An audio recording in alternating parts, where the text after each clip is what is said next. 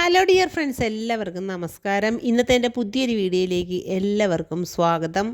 ഇന്നത്തെ എൻ്റെ വീഡിയോ എന്താണെന്ന് വെച്ചാൽ വളരെ ടേസ്റ്റി ആയിട്ടുള്ള ഒരു കണവ റോസ്റ്റാണ്.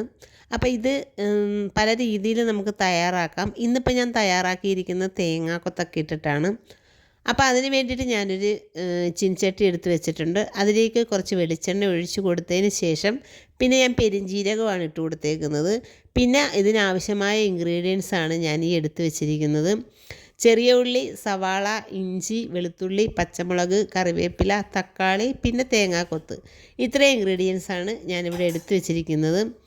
അപ്പോൾ ജീരകം ഇട്ട് കൊടുത്തതിന് ശേഷം നമുക്ക് ചെറിയതായിട്ട് അരിഞ്ഞ് വെച്ചിരിക്കുന്ന ഇഞ്ചി, വെളുത്തുള്ളി, കറിവേപ്പില ഇതെല്ലാം ഇട്ട് കൊടുത്തതിന് ശേഷം പിന്നെ നമുക്കിതിലിടേണ്ടത് പച്ചമുളകാണ്.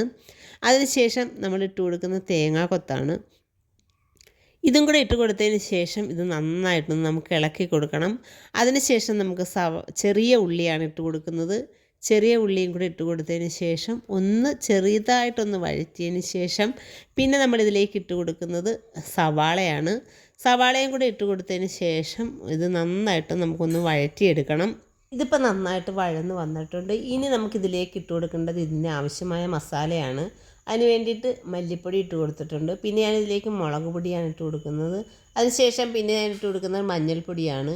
ഇതെല്ലാം കൂടി ഇട്ട് കൊടുത്ത് ഒന്ന് ഇളക്കിയതിന് ശേഷം പിന്നെ ഞാനിതിലേക്ക് ഇട്ട് കൊടുക്കുന്നത് തക്കാളിയാണ്. തക്കാളി ഇട്ട് കൊടുത്തിട്ട് നമുക്ക് പിന്നെ അത് നന്നായിട്ടൊന്ന് ഇളക്കണം. കാരണം ആ തക്കാളിയിൽ ആ വെള്ളവും ഒക്കെ ഒന്ന് നന്നായിട്ട് ഇളങ്ങി മിക്സായി ആ മല്ലിപ്പൊടിയുടെ എല്ലാത്തിൻ്റെയും ഒന്ന് ആ കുത്തുമണമൊക്കെ പോയതിന് ശേഷം പിന്നെ നമ്മൾ ഇനി ഇതിലേക്ക് ഇട്ട് കൊടുക്കാൻ പോകുന്നത് മെയിനായിട്ടുള്ളത് ഉപ്പാണ്.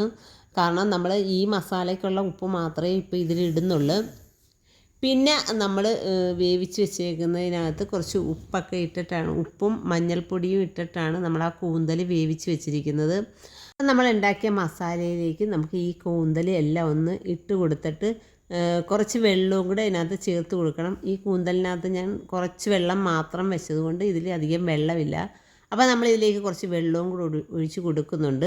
ഒഴിച്ച് കൊടുത്തതിന് ശേഷം നന്നായിട്ട് ഒന്നുകൂടി മിക്സ് ചെയ്ത് ഒന്ന് ഇളക്കി യോജിപ്പിക്കുമ്പോഴത്തേക്ക് നമ്മുടെ ടേസ്റ്റി ആയിട്ടുള്ള തേങ്ങാക്കൊത്ത് കൂന്തൽ റെഡി. അപ്പോൾ അടുത്തൊരു വീഡിയോ ആയി വീണ്ടും വരാം. Thank you for watching.